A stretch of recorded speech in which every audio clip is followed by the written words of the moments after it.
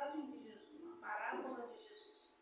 Passagem é um fato, um acontecimento da vida de Jesus enquanto ele estava encarnado aqui na Terra. Isso realmente aconteceu.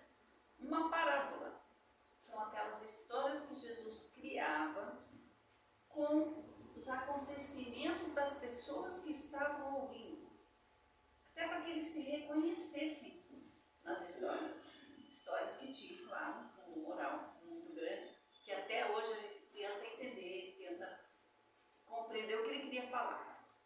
Então ele falava de peixe para os pescadores, de ovelhas para os pastores, falava de pão para as mulheres do povo, coisas do dia a dia deles, para eles entenderem mais ou menos o que Jesus estava falando.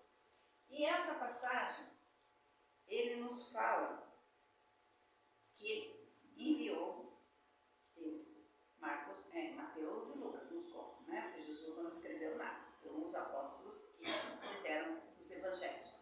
Eles nos contam que Jesus chamou os 12 discípulos e deu-lhes autoridade sobre os espíritos impuros para os expelir e para curar todas as doenças e enfermidades. E deu a seguinte instrução para eles: não tomeis rumo aos gentios, nem entrei em cidades de samaritanos. Quem eram os gentios? Aqueles que não eram nem judeus, nem israelitas. E os samaritanos? Os samaritanos eram inimigos religiosos dos judeus. Uma inimizade que levou eles a se separarem por conta de hábitos da religião. Os judeus acreditavam que os samaritanos eram impuros, porque eles tiveram contato com outras raças e adquiriram alguns hábitos na religião dessas raças. E os judeus tinham que ser como sempre foram. Então eles achavam os samaritanos impuros, os samaritanos não aceitavam as imposições dos judeus. E chegou num ponto que se um pisasse na terra do outro, era assassinado. É uma coisa que a gente consegue ainda olhar para o mesmo lugar e ver que continua acontecendo. Judeus e palestinos ainda continuam mais de 2.000 anos, muito mais, porque isso já acontecia antes de Jesus. É uma coisa que eles não conseguiram superar ainda, essas diferenças. E chegou num ponto que os judeus montaram bonitinho um templo lá em Jerusalém para Deus morar. Os samaritanos também criaram o seu templo lá na Samaria para Deus morar. Então Deus tinha duas casas, né? Se dividia lá, não sabemos como, né? Mas para eles era assim que funcionava, sem problema. Mas Jesus falou para eles, né? Não tomeis rumo aos gentios, nem entrei em cidade de samaritano. De preferência, procurai as ovelhas perdidas da casa de Israel. E à medida que seguires, pregai que está próximo o reino dos céus. Então Jesus foi bem simples para eles: façam isso. E, principalmente, restituir a saúde aos doentes, ressuscitai os mortos, curai os leprosos, expulsai os demônios. E ele falou bem sério com eles: dai de graça o que de graça recebestes. Eles estavam recebendo naquele momento autoridade de graça. E é isso que nós temos que tentar entender. Todas as lições de Jesus, elas não foram somente para os apóstolos. Elas são atemporais, elas são para nós. O que nós temos que fazer com isso? Nós temos que dar de graça o que nós recebemos de graça. E o que nós recebemos de graça? Vamos analisar a nossa vida, tá? Nossa história de vida. Nós fomos criados lá, saindo a partir de um princípio inteligente que passou pelos 3 reinos da natureza, aprendeu tudo com eles. Aí Deus pegou esse princípiozinho inteligente e criou um espírito. Para cada um de nós, um princípio inteligente, um espírito. Esse mesmo espírito que está aqui agora, vestindo essa roupa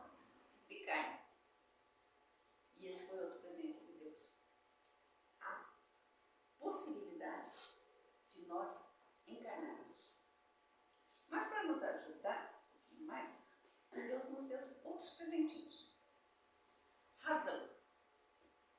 Isso nos torna únicos na natureza. O homem é um ser racional, ainda muito apegado aos instintos. Nós somos seres racionais. E para nós podermos usar bem essa razão, Deus nos deu outro presentinho, livre-arbítrio.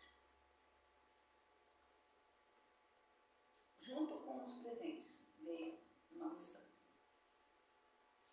Vocês têm ideia da missão?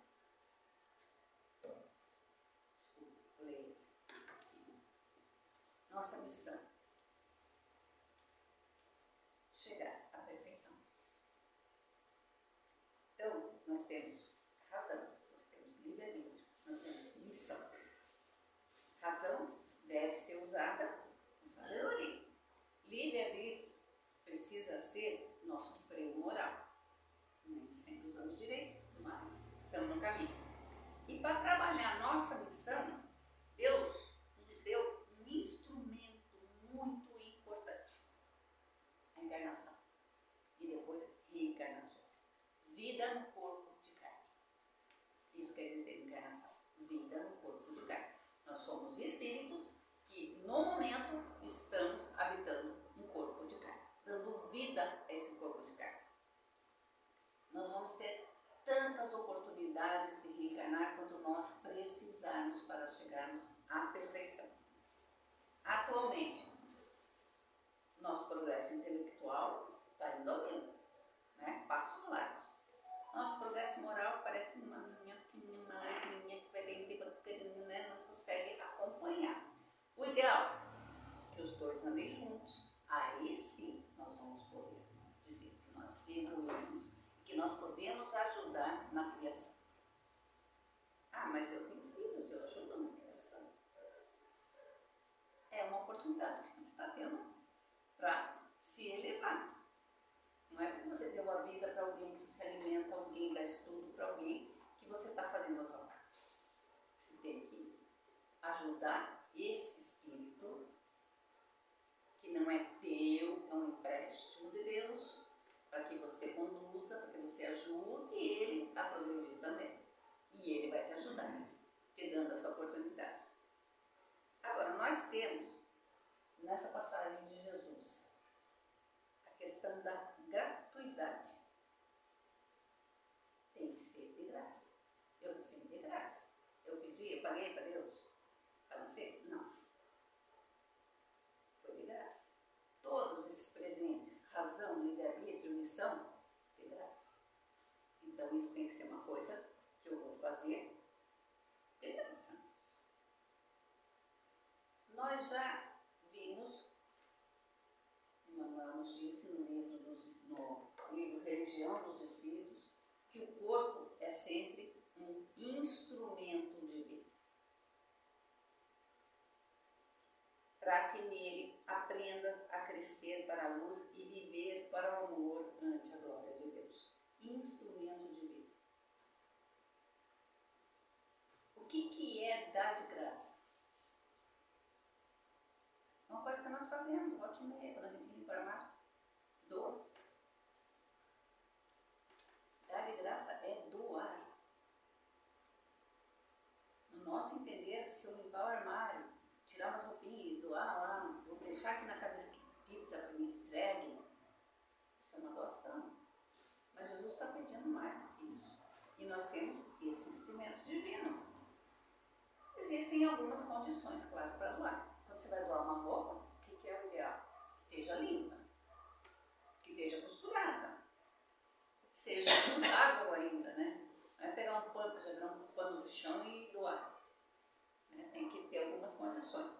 Principal condição para a gente doar: nos espelharmos em Jesus. E a moral de Jesus se resume toda em caridade e humildade.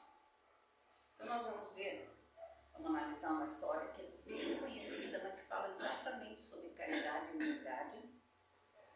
E também nos faz refletir sobre o que a gente podia fazer mais do que a gente faz. uma mãe que estava com um menininho, 6 aninhos, internado no hospital. Ela estava com ele no leito lá, e ela observando que ele ficava com os olhinhos assim muito atentos a tudo que estava acontecendo no hospital. Tudo que as pessoas faziam, enfermeiros, médicos, o pessoal da limpeza, o pessoal que vinha visitar, prestando atenção em tudo. Ela falou assim: filho, você já pensou o que você quer ser quando crescer? Ai, mãe, eu quero ser bombeiro. Ela ficou, nossa, bombeiro. Ela dá um ânimo pro menino e fala assim: então tá, vamos ver o que a gente pode fazer para isso acontecer. Aí lá pelas tantas o menino dormiu, descansou um pouquinho. Ela pegou, foi até o quartel dos bombeiros. Chamou o chefe, falou: olha, senhor, desculpe incomodar, mas o meu menino de 6 anos está internado com leucemia. Nós sabemos que o quadro dele é muito grave, que já é terminal, mas eu queria saber se é possível que um de vocês vá até o hospital fazer uma visita para ele. Aí o chefe falou: olha, senhor, nós podemos fazer melhor que isso. A senhora pode, por favor, me passar o tamanho da roupa dele, do calçado dele, a idade dele, que eu vou mandar fazer um uniforme para ele. E ele pode vir aqui visitar nosso quartel. Aí ela foi, passou para ele as informações, conversou com o médico, tudo certinho, o enfermeiro ia junto e tal. Chegaram lá, prontinho, de forma dele, com um crachazinho, o nome dele, tudo lindo. Vestiram o menino na cadeira de roda dele, rodou todo o quartel, conheceu tudo. Aí o chefe dos bombeiros tinha dito para ela: ó, se houver alguma chamada, ele pode ir junto atender, ele pode ir no caminhão atender. Houveram 3 chamadas naquele dia. Então ele andou no caminhão do bombeiro, ele andou no SEAT, na ambulância do bombeiro, e andou no carro do chefe do bombeiro. Foi um dia maravilhoso para aquele menino. Tudo com supervisão, bonitinho, né? Afinal das contas, aquele dia foi tão especial para esse menino que ele sobreviveu 3 meses a mais do que esperado. Quando chegou a data, o médico avisou a mãe: ó, agora não tem mais o que fazer, a senhora vai se despedir e tal. Ela esperou que ele dormisse de novo, foi até o quartel e pediu para o chefe: o senhor pode mandar alguém só para passar uns momentos com ele antes dele partir? Aí ele: olha, senhora, nós podemos fazer melhor. Só preciso que a senhora avise no alto-falante do hospital que não é um incêndio, que nós estamos lá para visitar um dos moços. E o caminhão de bombeiros foi com as sirenes ligadas, as luzes ligadas, e aquele menino, naquela noite, desencarnou com um sorriso no rosto. Então, gente, é assim. O que nós vimos aqui? O uso do instrumento, do nosso corpo, para fazer o bem. É isso que a gente precisa: boa vontade, caridade, humildade por parte da mãe de ter lá pedir, e dos bombeiros para se dispor a fazer isso.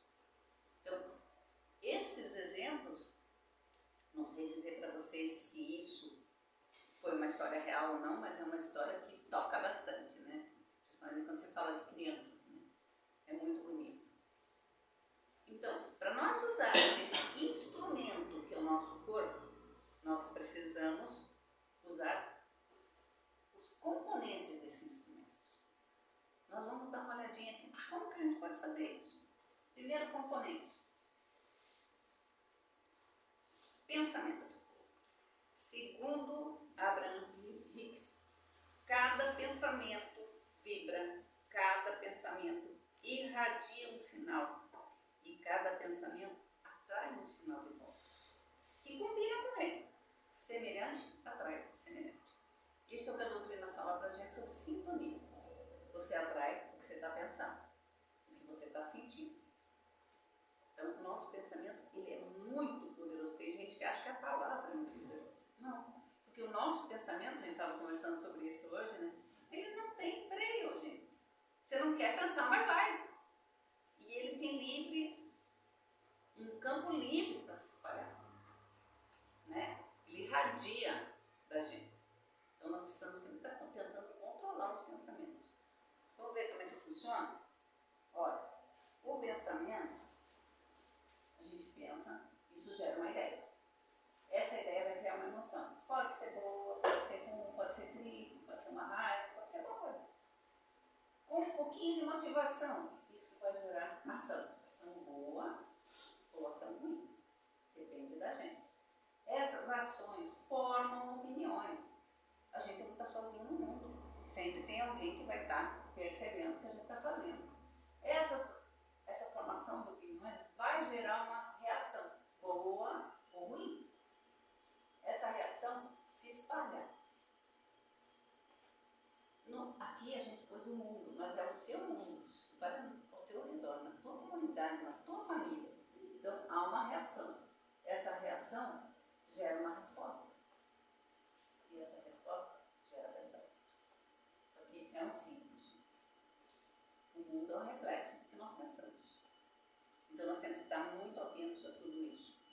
E tem uma coisa no pensamento que é muito poderoso e que a gente não sabe usar. A oração. Porque no pensamento, porque oração, muita gente pensa em oração, né? Fazer assim, ajoelhar e repetir, e repetir, e repetir. Gente, pensar, estar aqui agora, escutando, é uma oração. Tudo que você faz de bom para você e para os outros é uma oração. Um sorriso. Você sorri o tempo todo, coisa mais gostosa. Um sorriso, um abraço, um olhar, um ouvir, são orações. E nós podemos fazer isso o tempo todo. Não tem que ter uma data, um mês. Vou lá no centro, eu vou orar. Vou lá na igreja, vou orar. Não, você é um tempo. Está aqui dentro de você. Fazer uma oração não custa nada. E o mais interessante, a prece é medicamento eficaz para todas as doenças da alma. Todas. Existem estudos científicos que comprovam efeitos da oração. Estudos da Universidade de Duke mostram que a oração e o canto de músicas religiosas fortalecem o lobo frontal, a parte do cérebro que ativa o sistema imunológico. Olha a força que tem. A oração libera neurotransmissores como dopamina e endorfina, que estão relacionados ao bem-estar e ao prazer. Pode ajudar a ansiedade, o estresse e trazer sensação de paz. A Universidade de Washington concluiu que pacientes que professavam alguma fé estavam menos ansiosos antes de uma cirurgia cardiovascular.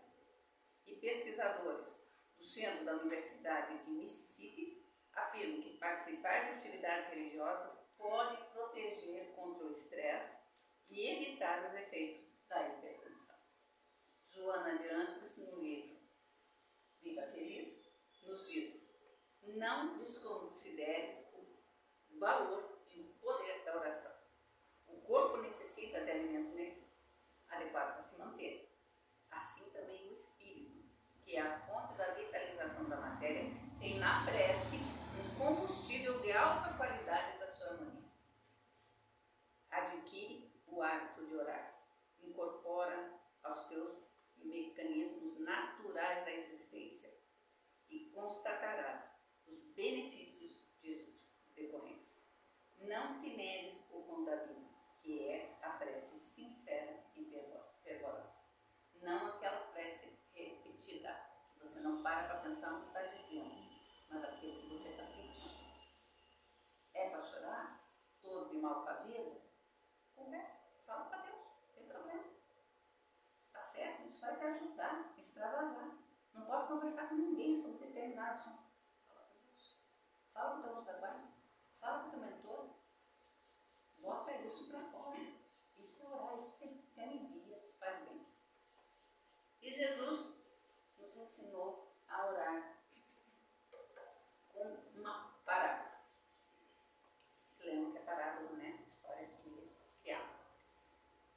2 homens subiram ao templo para orar. Um era fariseu, o outro publicano.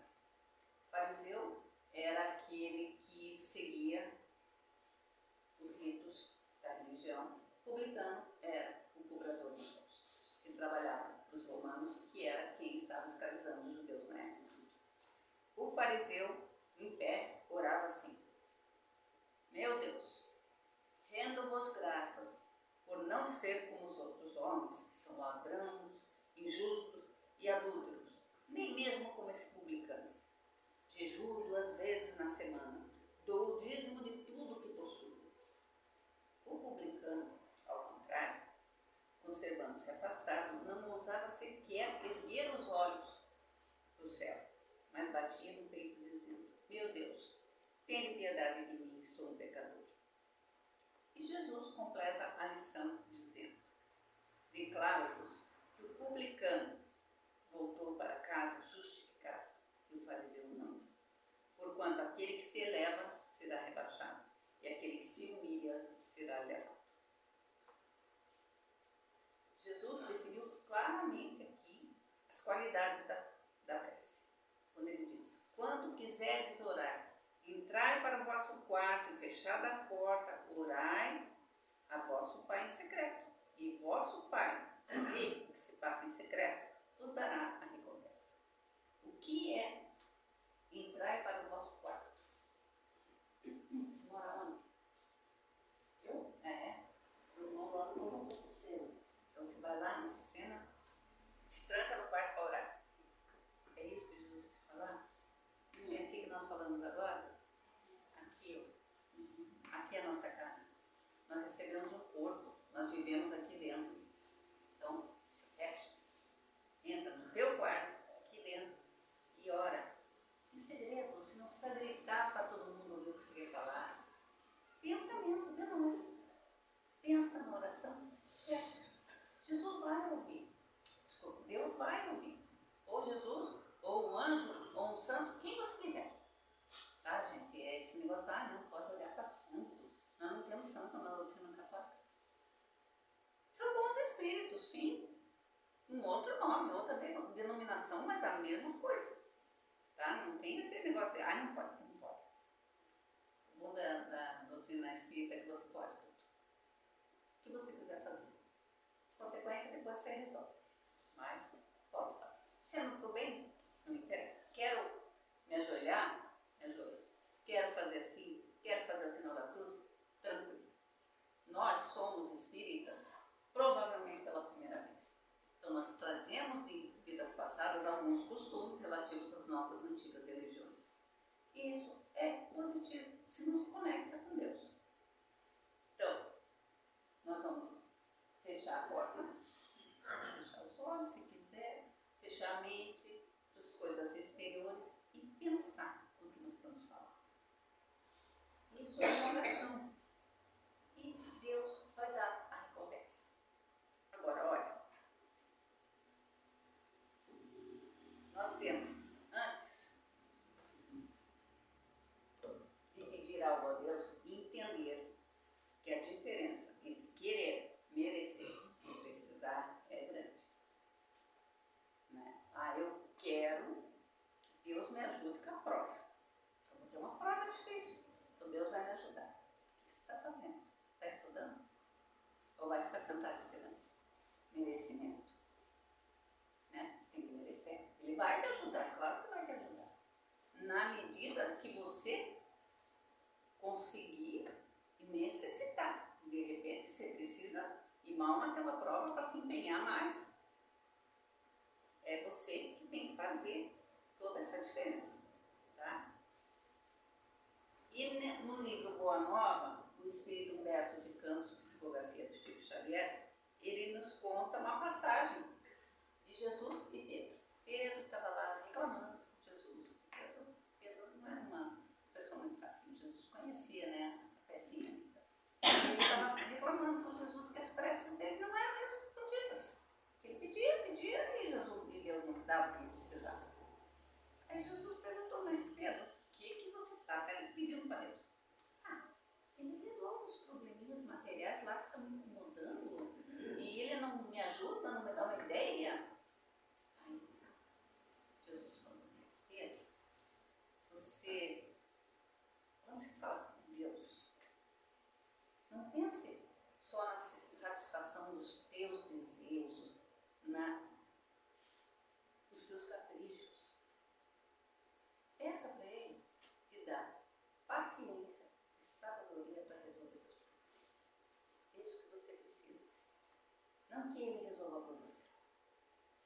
vai resolver por você. Como que a gente pode fazer essa oração? Conversar com Deus. Mas conversa aberto, sem aquelas normas, aqueles rituais, se possível. Né? Ó Altíssimo, não, pare. É assim, como você fala com qualquer pessoa. Né? Respeito, claro, você fala com qualquer pessoa com respeito. Deus também vai respeitar. Você fala com teu pai com respeito. É uma coisa assim do hábito, de você saber conversar com Deus.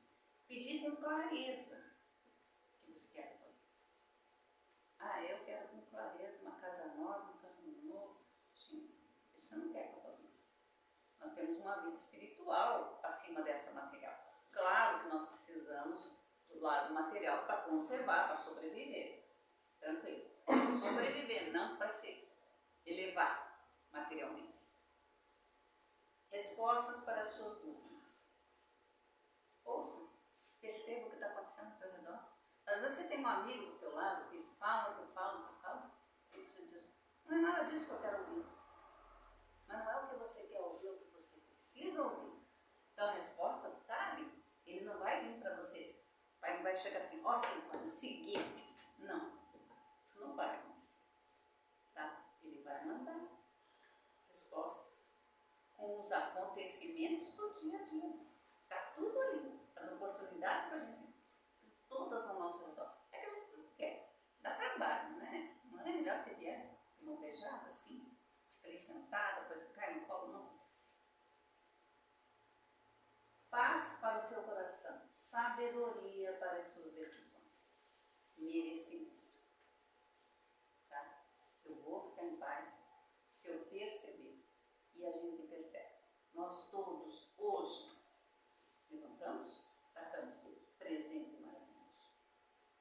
Alguém agradeceu? Hábito de fazer uma oração. Um agradecimento é uma oração, gente. Você está falando com Deus. Valeu, levantei. Vou lá no Santo Espírito. Estamos aqui. O dia do sol está lindo. Obrigada. Então, é muito mais tranquilo do que a gente imagina. É se acostumar a fazer essas coisas, é perceber as bênçãos diárias, que não são poucas. Agora, Deus nem sempre vai atender as orações com um sim ou não. Às vezes espera. Não é agora. Você não precisa disso agora. Você vai ter que esperar, vai ter que aprender a dar valor. E isso é mais difícil, né? A gente não se revoltar e aprender a dar valor a cada coisa que a gente recebe. E é muito bonito. Vou contar uma coisa que aconteceu ontem. Eu voltei do outro centro espírita lá onde eu trabalho, teve um seminário lá. Quando eu cheguei em casa, de repente meu marido me chamou, Sil, vem aqui. Aí eu fui lá, nós temos um terreno do lado da casa. Tinha um filhote de jacutinga desse tamanho, sem brincadeira. Linda, preta, com aquele papo vermelhão assim. Estava comendo um pedacinho de mamão. Aí eu cheguei assim, ela estava aqui, estava ali ela. Não quero falar assim, ele de gruda. E eu comecei a ver. E ela veio. Ela ficou aqui. Coisa mais emocionante, gente. Você vê um bicho desse, do nada, surgiu na tua frente. São presentes que a gente recebe e não se dá conta. É muito lindo, são coisinhas assim que fazem você pensar, meu Deus, olha a maravilha que é a natureza. Essas coisas que Deus criou para nós. E a gente não está dando devido valor. O segundo componente do nosso grande instrumento é a palavra. E, gente, nossa palavra, ela pode ser uma bênção ou uma pancada. Eu posso dizer para o meu filho, eu te amo, filho. Eu posso dizer, você não serve para nada, né, filho? E destruir ali uma vida. Então, nós temos que ter muito cuidado com as nossas palavras. Atualmente, o que está mais difícil, gente? Se fala com as pessoas, a grande maioria, assim, da minha faixa etária, não de vocês. minha faixa etária. Você não consegue conversar com jovens e adolescentes. Porque eles perderam esse hábito de falar um com o outro. É rede social o tempo todo. Eles não têm conteúdo que eles não leem. Estão ali, clicando. E normalmente são termos que a gente não conhece. Né? A gente ficou meio passado na história ali, né? Tudo símbolos, né? Então a palavra ela perdeu um pouco a força na nossa comunicação, e isso é muito importante. Vocês vejam, a palavra ela pode promover paz ou ela pode promover guerra. Napoleão Bonaparte, Adolf Hitler, eles tinham uma dialética tão poderosa que eles provocaram guerras mundiais. Gandhi, ele usava a palavra para pregar a não violência. E ele apanhava na rua por causa disso. Porque as pessoas vinham, batiam nele e ele ficava quieto, ele não se revoltava de jeito nenhum. Porque ele fazia o que ele acreditava. Ele pregava a não violência. Nosso exemplo maior, nosso Mestre Jesus, utilizou a palavra o tempo todo para transformar o mundo, demonstrando bondade, demonstrando caridade, humildade principalmente. E foi ele que nos disse que o homem bom tira das boas coisas o seu bom tesouro. E o homem mau, do mau tesouro, tira coisas más, das palavras. Se eu sou ainda um espírito muito apegado à matéria, muito inferior, nós somos espíritos imperfeitos ainda. Temos algumas inferioridades em alguns pensamentos que aparecem lá, que a gente nem quer, mas eles vêm, né? Isso está dentro de nós ainda, o mal ainda está dentro de nós. E às vezes a gente expressa isso em palavras. Nós estamos pondo para fora o que nós temos de mal. Então nós temos que cuidar com a nossa responsabilidade nas palavras, na educação, no convívio. E quando a gente fala educação, não é educação só dos filhos, é de todos que convivem conosco. Nós nos educamos um ao outro. Porque se você me trata bem, eu te trato bem. Se você me trata mal, pá. Não é sempre que eu vou estar boazinha, não, tudo bem, eu estou mal, uma boa. Não é sempre que isso vai acontecer.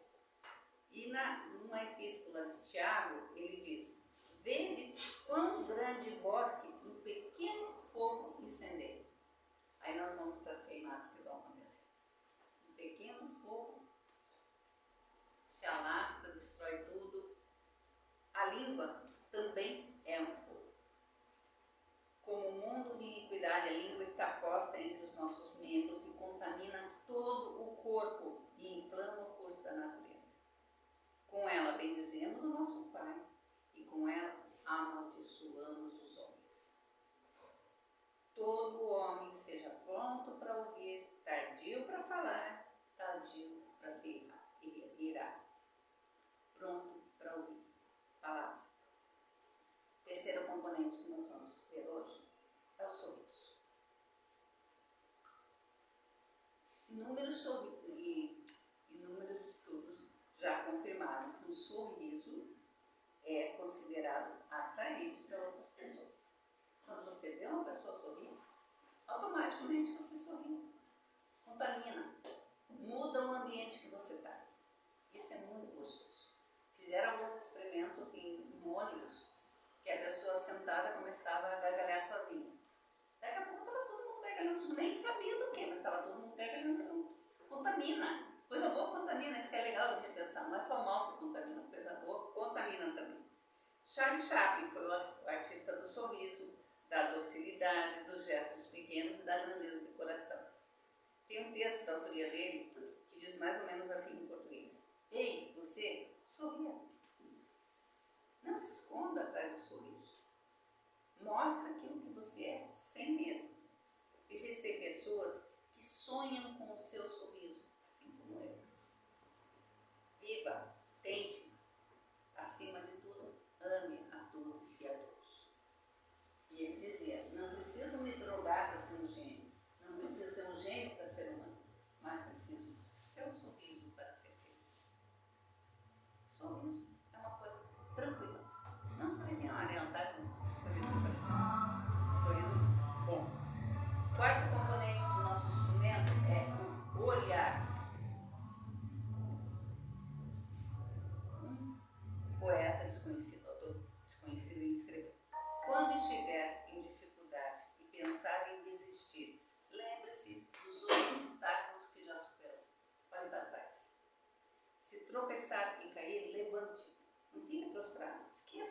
errado, olhe para frente.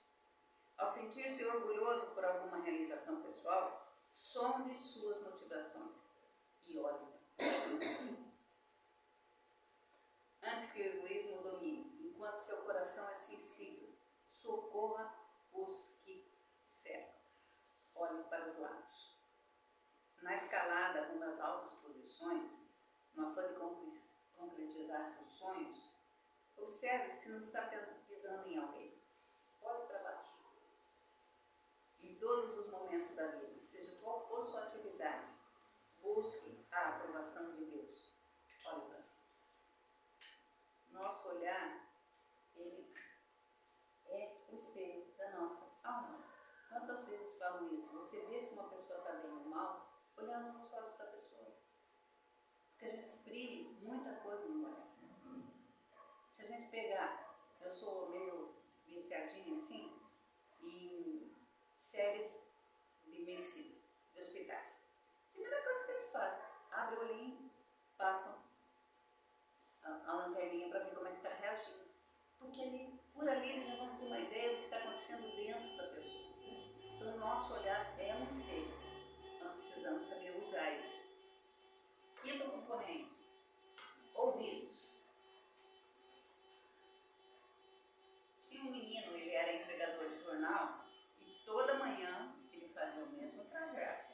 E tinha uma casa que ele passava, jogava o jornal lá, e tempo que entregava o jornal, né, gente? Hoje tudo meio eletrônico, né? Mas antigamente tinha. Ele passava de bicicleta, jogava o jornal na varanda da casa, e naquela casa sempre tinha uma senhorinha sentada numa cadeira de balanço. E ele fazia esse trajeto lá, não passando, então, um dia ele passou lá e ela não estava na cadeira, ela estava ali onde o jornal caía. Daí ele parou, ficou assim, joga no jogo, ela falou, vem aqui, eu tenho um café quentinho, vem tomar um café. Ele falou, tá, vou tomar café com ela. E foi tomar café com ela. Ela tinha posto uma mesa maravilhosa, tem café, toma. Geleia, tudo legal lá. Aí ela começou a contar a história da vida dela. E aquilo foi se tornando um hábito. Ele já sabia que naquele roteiro ele ia encontrar aquela senhora, ele ia tomar um café, escutar ela conversando, porque ela não dava tempo dele falar. Ela queria contar as coisas da vida dela. Aí veio o verão, o café virou um suco, e assim a coisa foi andando.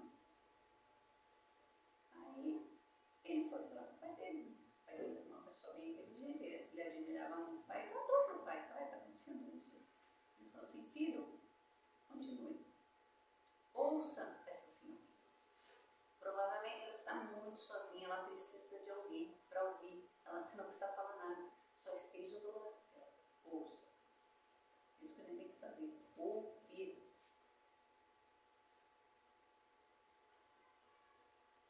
Chico nos falou, tem coisas do coração, só fala para quem sabe escutar. Nós temos 2 ouvidos. Esse aqui tem que ser maior, né? Ouvir. Às vezes a pessoa vem conversar com a gente, pô, tá acontecendo lá, pô, se o estado meu é bem pior. Aí o que eu faço? Além de eu não ajudar a pessoa ouvindo, eu descarrego, ela segue o problema dela e comigo junto. Então, para, ouve. Não precisa falar nada, gente. Ouve. Tem gente que só precisa ser ouvido. Ser olhado.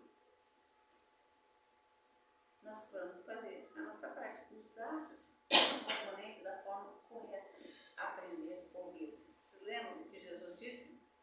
Que ele tem ouvidos para ouvir que ouça? Nós temos ouvidos. Vamos saber usar isso. O sexto componente são os braços. Em 2001, Jason Hunter iniciou o movimento Abraço Grátis. Você já ouviu falar disso? Nós fizemos na nossa casa algumas vezes.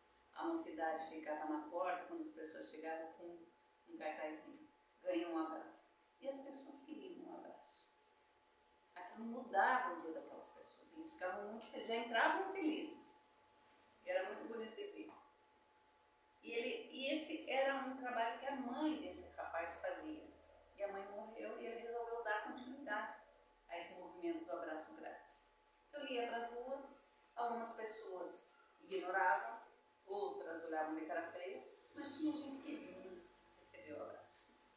E isso muda, porque pesquisas já comprovaram, hoje nós estamos falando muito de pesquisa, gente, é tudo cientificamente comprovado, isso é bonito na doutrina espírita, porque segue a ciência, né? Quando você abraça alguém, coração com coração, eles batem em sintonia. Vocês estão ali passando uma energia, recebendo uma energia muito positiva. Então, o abraço, ele faz bem para o nosso corpo, ele faz bem para o nosso espírito. Alimento do espírito. Nós temos sempre que lembrar isso. Não é só o corpo que eu tenho que alimentar. Eu tenho que alimentar meu espírito. E o abraço faz esse trabalho. O abraço é uma afirmação de ser querido e ter valor. Você não abraça qualquer pessoa. Abraço gostoso, abraço apertado. Você gosta dessa pessoa. Você quer que essa pessoa se sinta bem como você está se sentindo bem. Tem gente que é meio averso ao contato físico, né? Respeita a gente, tranquilo. Dá uma olhada bonita, dá um sorriso bonito, pronto. É um tipo de abraço, à distância, né? E quando nós passamos pela pandemia, que as pessoas mais reclamavam.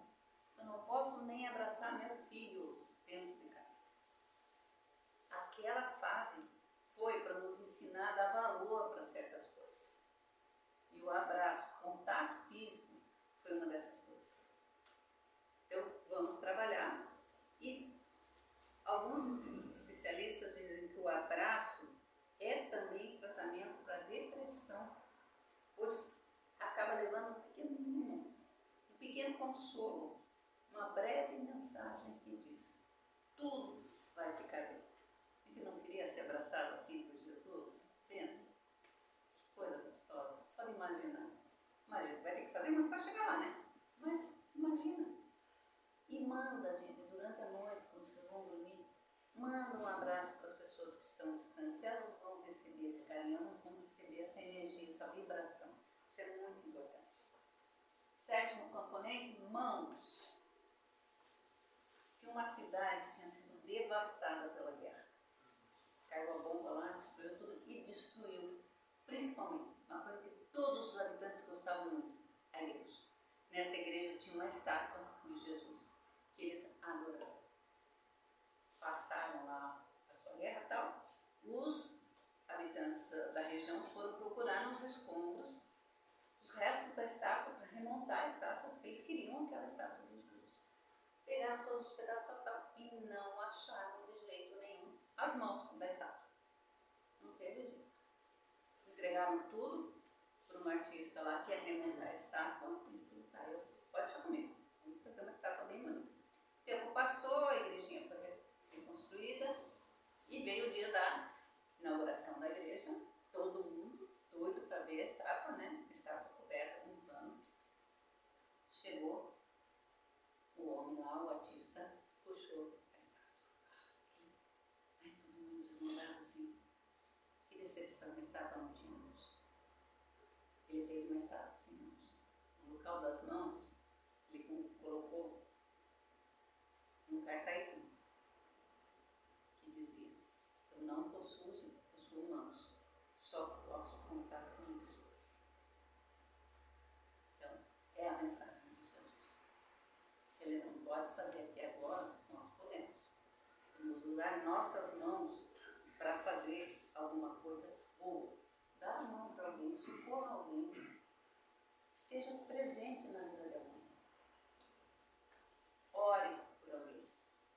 Ah, mas é meu inimigo. Preciso orar muito, pedir muito perdão para ele. Para conseguir me reconciliar. Jesus sempre fala: reconcilie-se com seus inimigos enquanto há tempo. Não é esse tempo, gente? É uma encarnação que nós temos. Senão volta pior do que está agora. Né? Nós temos sempre que colocar isso na cabeça. Nós temos que arrumar o que for possível o quanto antes. Oitavo componente, pés.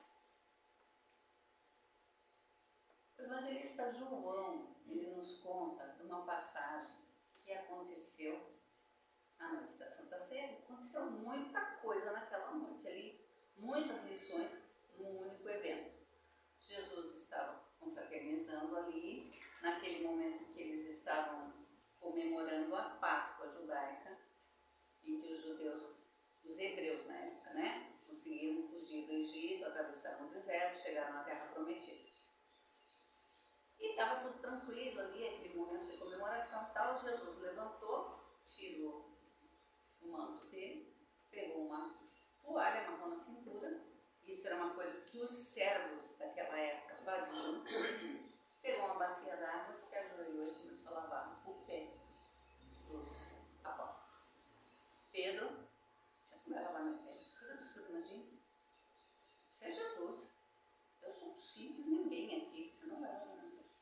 E Jesus disse para ele: se você não deixar isso acontecer, você não está comigo. Né? Tá bom? Então lava. E ele lavou o pé dos apóstolos. Hoje em dia, lava-pés é um gesto que tem alguns significados espirituais. Olha que interessante. Na tradição católica, lava-pés é uma prática realizada na Quinta-feira Santa, que foi naquela época, que simboliza a humildade de Jesus Cristo em relação aos seus apóstolos. Os gestos têm raízes históricas e culturais ligadas à hospitalidade e aos valores de serviço e humildade. Vocês lembram quando Jesus chegou em Jerusalém, ele tinha atravessado a Samaria, vindo lá da Palestina, ele estava com fome, com sede, precisava tomar banho, e veio o doutor da lei questionar, ele queria que alguém desse uma bacia para ele pôr o pé em para lavar os pés. E isso era muito comum naquela época.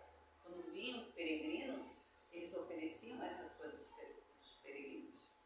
Era uma demonstração de humildade, de respeito pelo outro. E em algumas culturas, o lava-pé é um ritual que representa o compromisso e o amor mútuo entre os noivos. Os noivos se curvam para lavar os pés um do outro, demonstrando humildade, serviço e cuidado mútuo. São rituais, são dogmas, mas é válido. Porque, gente, é para o bem. Ah, mas a mulher vai baixar e lavar o pé do homem, o homem vai baixar e lavar o pé da mulher. Ótimo! Não é muito gostoso quando você está em casa e alguém massageia teu pé? Teu cônjuge massageia teu pé? Faz um carinho? É isso. É demonstração de amor, de humildade. No âmbito espiritual, o lava-pés pode significar acolhimento, hospitalidade, aceitação do outro, voluntariado, altruísmo e solidariedade.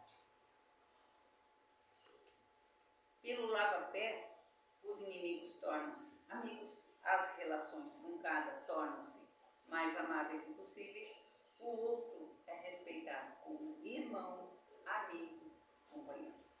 Humildade.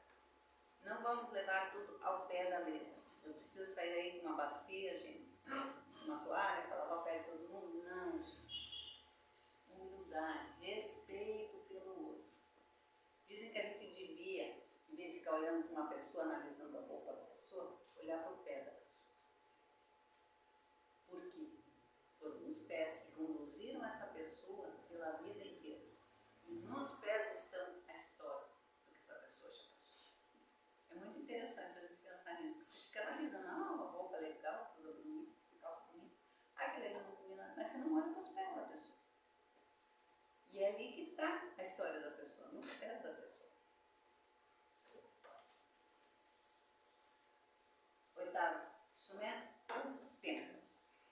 Tem uma história muito interessante de um autor desconhecido que ele conta que certa vez alegria, tristeza, vaidade, sabedoria, o amor e outros sentimentos habitavam uma pequena ilha. E um certo dia eles souberam que a ilha ia ser inundada. Então o amor saiu e começou: gente, vamos, fujam, vamos para o continente, para um lugar alto, fujam rápido. Aí todas as outras virtudes foram buscar seus barquinhos para ir para o continente. E o amor não teve pressa, porque ele estava ajudando os outros. E a água começou a subir. Aí ele percebeu que ele ia se afogar. Então ele começou a pedir ajuda para os outros. Ele pediu: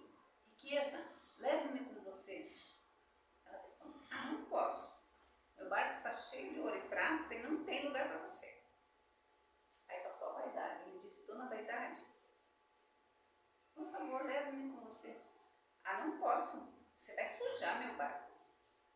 Veio a tristeza, Dona Tristeza, posso ir com você? Ai, amor, eu estou tão triste que eu prefiro ir sozinho. Passou a alegria, mas estava tão alegre que nem percebeu a hora. E daí passou um barquinho, um hominho, um idosinho, remava devagarinho. Aí falou, sobe aí, amor, eu levo você. E o amor foi todo feliz. Chegaram lá no continente, foram lá para cima, encontraram as outras virtudes e percebeu que ele não tinha nem perguntado o nome do homem que tinha salvado ele. Então ele foi conversar com a Dona Sabedoria. Dona Sabedoria, a senhora sabe quem foi que me salvou? Ela respondeu, o tempo. O tempo? Mas por que o tempo me trouxe aqui? Porque só o tempo é capaz de ajudar e entender um grande amor. Tudo acontece no seu tempo. Nós temos tempo para tudo que nós quisermos fazer. Por isso que nós temos a oportunidade de reencarnar de novo, se a gente não conseguir fazer agora. Nós vamos começar a fazer agora. E não perder tempo. E nós estamos perdendo tempo. Tem tanta coisa acontecendo. Nós estamos tão preocupados com amanhã. Né? Amanhã eu vou fazer isso. Eu tenho já marcado ali na agenda isso.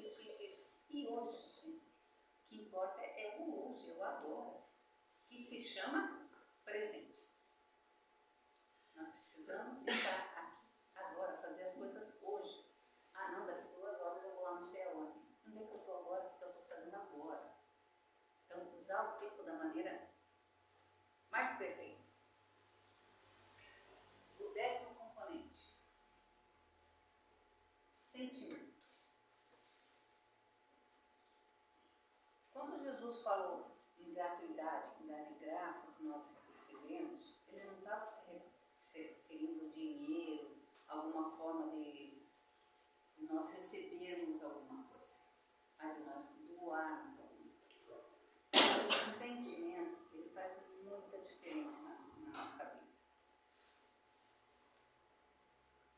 Nós temos contato com pessoas que estão sofrendo. O que a gente está fazendo por essa pessoa? Ah, não posso ir no hospital. Tá, mas você pode fazer uma oração. Você pode parar um pouquinho e enviar bons pensamentos para essa pessoa. Você pode, de alguma forma, passar uma mensagem para ela, se ela tiver condições de receber. Usar os teus sentimentos de uma forma positiva para ajudar alguém. Suportar as diferenças. É difícil. É difícil, porque às vezes a gente quer que a coisa seja do jeito que a gente acha que é o certo. E a gente está perdendo tempo com isso. Volta um tempo ali. Está perdendo tempo com isso. Nós precisamos usar nossos sentimentos para fazer a diferença na vida dos outros. Ai, que saco, tem que fazer não sei o quê. Ai, tem que lavar a louça. Que bom, sinal que tinha comida. Sinal que você conseguiu. Sujei o fogão, ótimo, você conseguiu cozinhar, tua família está alimentada. Ai, tem que ir para o banheiro. Tem água, né? Você conseguiu tomar banho.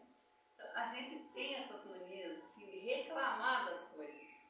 E é uma perda de tempo enorme isso. Né? Porque são bênçãos que a gente recebe. Você entra num banho, liga o chuveiro, você pensa, quanta gente agora, nesse momento, não pode tomar banho.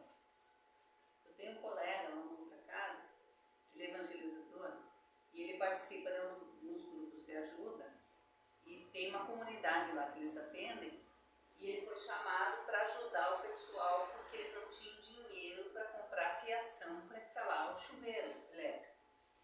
E foi naqueles dias que fez muito frio naquele dia. O pessoal estava tomando banho gelado. Pensa, né? Nem foi tão complicado, foi lá, comprou os fios, instalou o chuveiro para eles, a alegria daquela família de poder tomar um banho quente.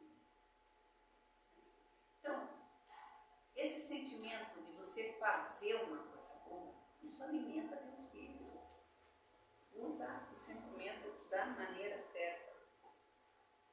Principalmente, gente. Vamos fazer a nossa vida valer a pena.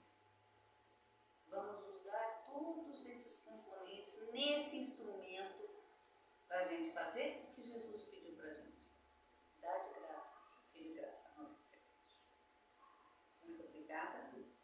Espero que vocês tenham aproveitado tanto quanto eu, estudar um pouquinho mais sobre Jesus, porque é uma coisa muito emocionante. E agora nós vamos fazer a nossa festa de encerramento. Na sequência vocês serão chamados em classe. Então, nesse sentimento de gratidão por todas as suas revelações, por todos os seus ensinamentos, Jesus, nós estamos encerrando os trabalhos dessa manhã com o coração em festa, com o nosso corpo bem animado para nós fazermos o nosso melhor pelo nosso irmão. Que saibamos usar esses componentes desse instrumento maravilhoso que o nosso Pai nos deu para fazer o bem, para retribuir tudo que nos foi dado. Que nesse momento os bons espíritos desta casa que estão aqui, nos abençoando, nos incluindo, recebam de nós a gratidão pelo seu trabalho, de preparar esse ambiente. Que nossos mentores particulares continuem nos acompanhando no nosso dia a dia, para que nós tenhamos uma semana feliz, produtiva e em paz.